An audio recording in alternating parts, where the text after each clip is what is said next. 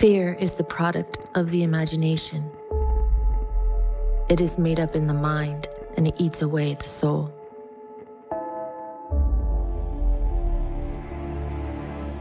The news came from China first. We didn't realize the madness that would follow. The fear fed on itself, preparing for calamity, preparing you to believe.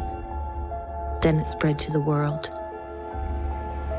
It spread across the globe as no one knew the true nature or scope of the situation. Then the US closed its borders. Flights were canceled. Emergency rooms, hospitals were being portrayed as overflowing with sick and dying. Most entry points to the US were hit first. Washington State, California, New York City, Florida. But how it spiraled downward even more was only the beginning. By March 13th, 2020, the fear was amplified, with the majority of the country self-isolating, quarantining themselves, and the mighty US economy had come to a screeching halt. We stood by, a captive audience, with fear being spoon-fed to us, as the entire world watched and became subject to the biggest fear-laden operation, fueled day by day, hour after hour. We turned to the 24/7, 365 news cycle that pumped us with half-truths, if there was any truth at all. Before this moment, people did not believe it could happen. What made it real was the fear that it existed, and the fact it was feared so much meant that it did exist. By now, the psychological toll of what were deemed collateral damage had already creeped in, and the vulnerable, sadly, were not able to survive. The battle of truth over fear had become a war, as controlled media outlets conveniently edited and rearranged their stories.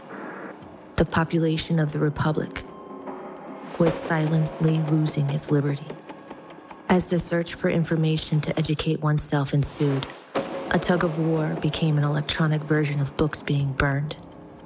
The bread and circuses decided to distract from their evil, take advantage of those who had nothing left to lose, by paying them for systematic destruction of entire cities and towns across the country. A modern-day Squid Games.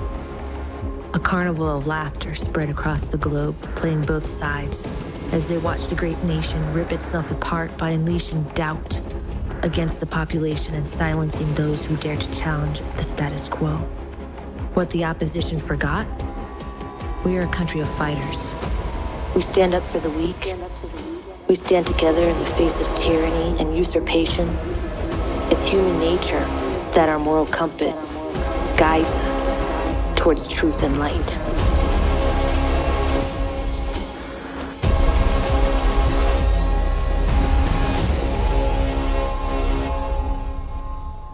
The moment of realization was, we may have differences, but we also embrace them.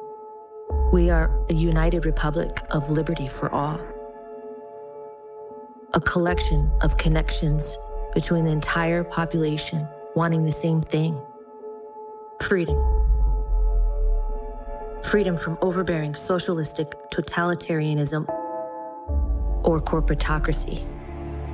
Freedom from unelected elements that are detached from everyday society ruling our lives, spending our hard-earned money on nonsense. The nonsense being funded? Laws that embolden criminal acts they themselves perpetrate. As more data backed up by facts from around the world collects in medical journals, regulatory reports, statistical databases, and court cases, we see through their fake facade of smoke and mirrors. And we, the people, have had enough.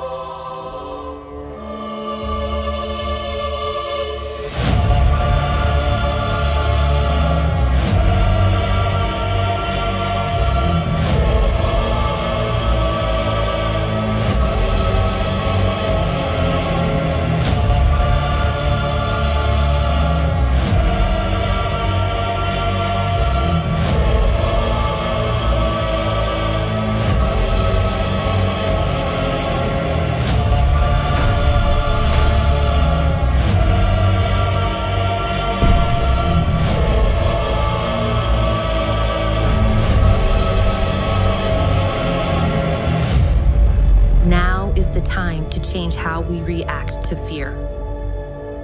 We, the people, have had enough. From now on, we stand united.